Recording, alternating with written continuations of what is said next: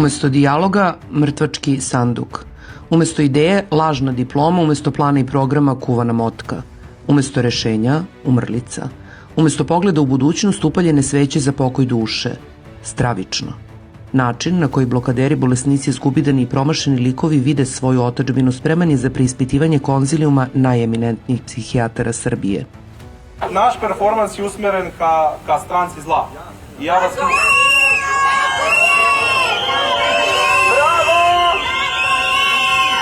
Stranci koje polako dolazi kraj i mi smo ovde da taj kraj obeležimo.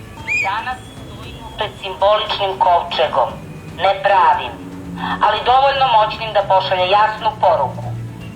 SNS još postoji, ali njihova era se bliži kraju. Danas, simbolično, sahranjujemo sve što su oni gradili. Ovo je trenutak kada šaljemo poruku. Više nećemo ćutati, više nećemo trpeti. Neka ovo bude opomena. Zaustih da kažem gospodo, pa sam se ugrizla za jezik pre nego što mi je ta reč skliznula niz grlo.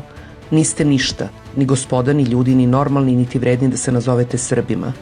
Nemate časti, čestitosti, poštenja, poštovanja prema nasledstvu predaka.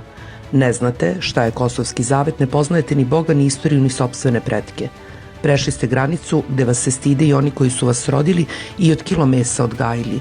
Vama nema ni pomoći ni spasa. Ali ako je iskra, malena kao svitac u letnjoj noći ostala negde duboko u vama, bar se sklonite i pustite nas da živimo kako dolikuje čoveku, Srbinu, patrioti, čuvaru ognja, onih koji su nas podigli i sačuvali od zla istorije.